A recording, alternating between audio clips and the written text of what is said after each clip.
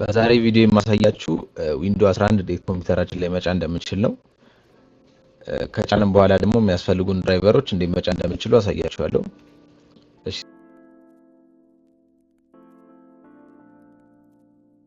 እሱን ለማድረግ በቅድሚያ ብራውዘራችሁ ላይ ትገቡና የዊንዶው 11 ዲስክ ኢሜጅ ዳውንሎድ እናደርጋለን። ዊንዶው 11 ዳውንሎድ ብለን ሰርች እናደርጋለን። ከዛ ይሄ የመጀመሪያው ሊንክ አለ፣ እሱን ትከፍታላችሁ።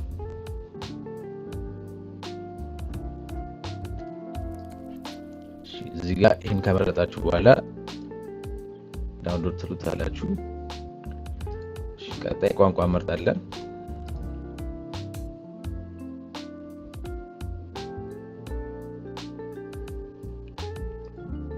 ከዛ ዳውንሎድ እናደርጋለን ማለት ነው።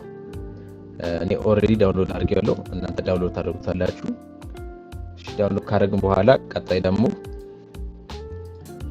አሁን ያወረድነው ፋይል ወደ ፍላሽ የምንገለብጥበትን አፕሊኬሽን እናወርዳለን።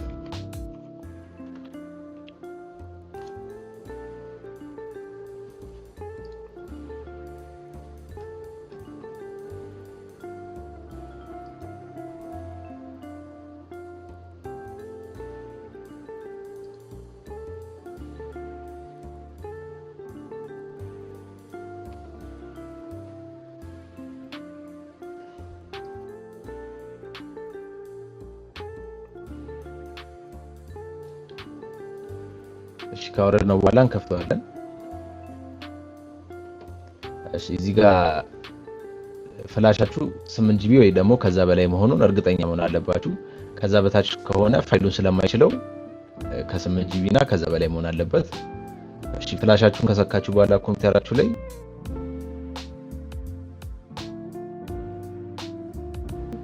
እዚህ ጋር ሰሌክት የሚል አለ። ሰሌክት ብላችሁ ዳውንሎድ ያደረጋችሁትን ዲስክ ኢሜጅ ትመርጣላችሁ ማለት ነው። እሺ፣ እንደዛ ካረግን በኋላ እዚህ ጋር ጂፒቲ እና ኤምቢአር የሚለው ኦፕሽን አለ። ጂፒቲ የሚለው የምጠቀሙት ከሰርድ ጀነሬሽን በላይ ለሆኑ ኮምፒውተሮች ነው። ኤምቢአር ደግሞ ከዛ በታች ኮምፒውተራችሁ ከዛ በታች ከሆነ እሱን ታረጉታላችሁ።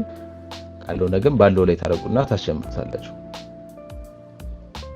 እሺ፣ እዚህ ጋር ሁለቱም ቲክ ታረጋላችሁ። ካልተደረገ ቲክ አድርጋችሁ ወደ ፍላሹ መገልበጥ እንጀምራለን ማለት ነው። ምናልባት ብዙ ሊቆይ ስለሚችል እንደ ፍላሻችሁ ፍጥነት እስከ 30 ደቂቃ እስከ 1 ሰዓት ሊቆይ ስለሚችል ታገሳችሁ ትጠብቁታላችሁ። እሺ፣ ፍላሻችን ላይ ጭና ጨርሰናል። አሁን ቀጣይ ደግሞ በዮሳችን ላይ የምናስተካክላቸው ነገሮች አሉ።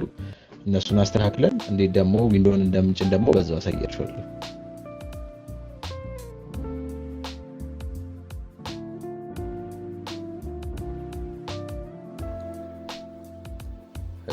ቀጣይ ደግሞ ባዮስ ውስጥ ያለውን ሴቲንግ ነው የምናስተካክለው።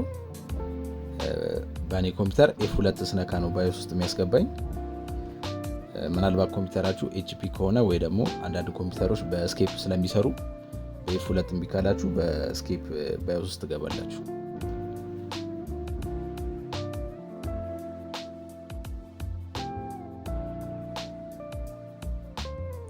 እሺ፣ ባዮሳችሁ ውስጥ ከገባችሁ በኋላ መጀመሪያ ቡት ሲኩዌንስ የሚለው ጋር ሄዳችሁ ሌጋሲ የሚለውን ወደ UEFI ተቀይሩታላችሁ።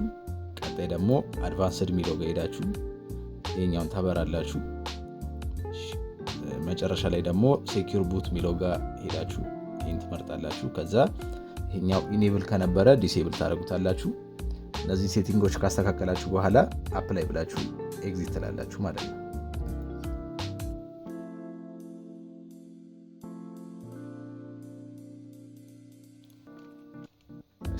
እሱን ካረጋችሁ በኋላ ወደ ዊንዶው ኢንስታሌሽን እንሄዳለን ማለት ነው። ዊንዶው ኢንስታሌሽን ደግሞ ለመጫን እኔ አሁን በኤፍ12 ነው የሚሰራልኝ። ለእናንተ ደግሞ በኤፍ2 ወይ ደግሞ በስኬፕ ሊሆን ይችላል። ኤፍ12 ሞክራችሁ እምቢ ካለ እሱን ትሞክራላችሁ።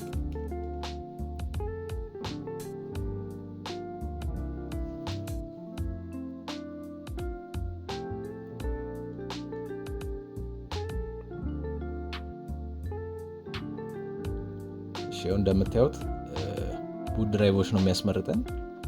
እኛ UEFI ቡት የሚለው ጋር ሄደን ፍላሻችንን እንመርጣለን።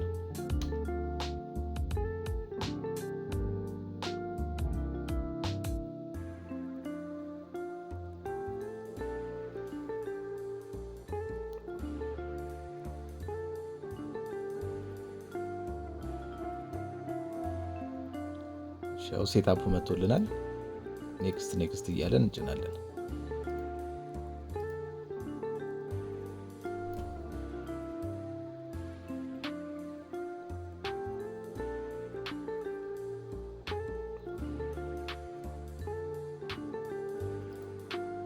እናንተ የፈለጋችሁትን መምረጥ ትችላላችሁ። እኔ ዊንዶው 10 ፕሮ ነው የምመርጠው። ዊንዶው 11 ፕሮ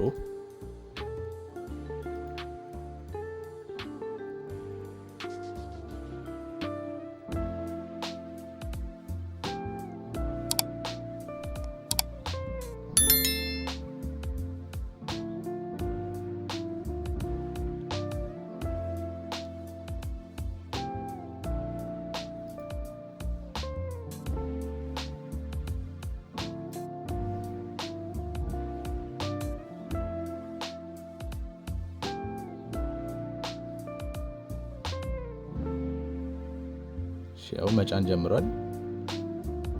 ኮምፒውተራችሁ ሃርድ ዲስኩ ኤስኤስዲ ከሆነ ቶሎ ይጨርስላችኋል።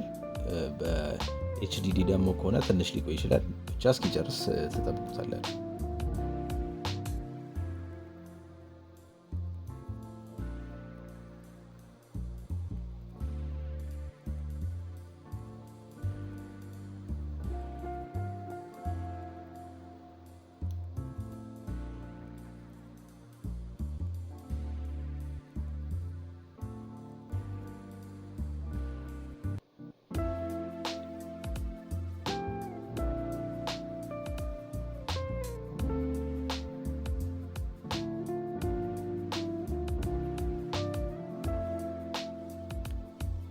ያንን ጭኖ ከጨረሰልን በኋላ ደግሞ ኮምፒውተራችን ሪስታርት ያደርግና ድጋሚ ደግሞ ይሄን መጫን ይጀምራል። ስለዚህ ይሄም ጭኖ እስኪጨርስ እንጠብቀዋለን ማለት ነው።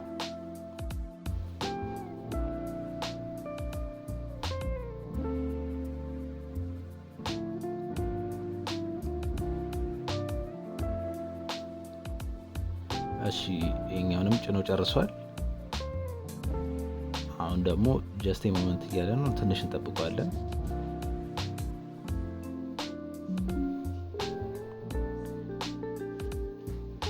እሺ ጨርሷል።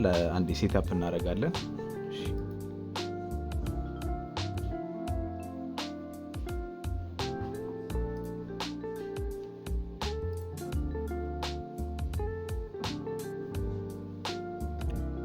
እሺ እዚህ ጋር ኢንተርኔት ሲጠይቃችሁ አይ ዶንት ሃቭ ኢንተርኔት ማለት አለባችሁ።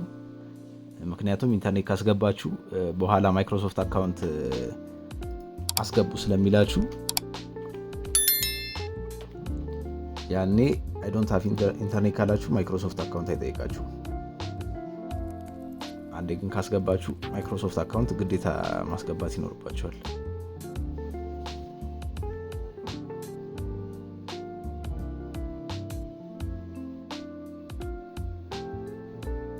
ኦልሞስት ጨርሷል። ሴትአፕ እስኪያደርግ ትንሽ ይቆያል፣ 1-2 ደቂቃ። እሱን ታግሰን እንጠብቀዋለን። እሺ እንደምታዩት ጭነን ጨርሰናል። አሁን ቀጣይ ደግሞ ድራይቨር የሚያስፈልገን ድራይቨር እንዴት እንደምንጭን አሳያችኋለሁ። መጀመሪያ ስታርት ጋር ትሄዱና ማይክሮሶፍት ኤጅን ትመርጣላችሁ። ከመረጣችሁ በኋላ ድራይቨር ፓክ ብላችሁ ሰርች ታደርጋላችሁ።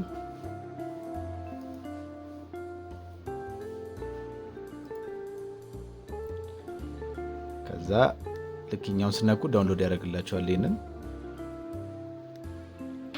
ከዛ ብሎክ ካረገባችሁ ኪፕ ብላችሁ ትንተሎትና ትከፍቱታላችሁ።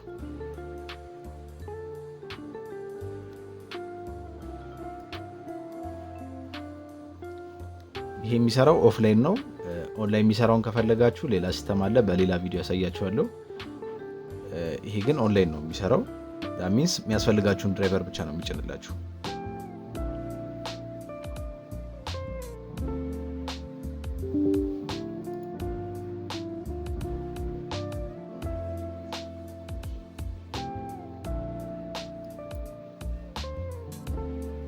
ኤክስፐርት ሞድ የሚለውን ነው መርጠው፣ ምክንያቱም የምንፈልገውን ድራይቨር ብቻ ሰሌክት አድርገን እንድንጭን ማለት ነው።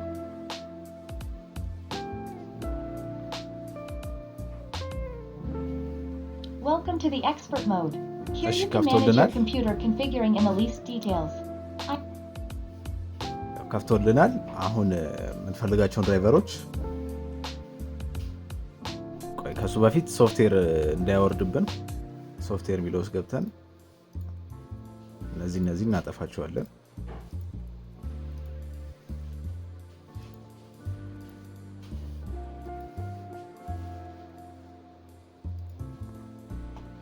ከዛ በኋላ የሚያስፈልጓችሁን ድራይቨር አሁን ዋይፋያችሁ ካልሰራ ኦር ደግሞ ስሎ ከሆነባችሁ ምናምን ይሄን ትመርጣላችሁ። ብሉቱዝ ምናምን እዚህ ጋር ያስመርጣችኋል። ኤቭሪቲንግ የሚያስፈልጋችሁን ሰሌክት እያደረጋችሁ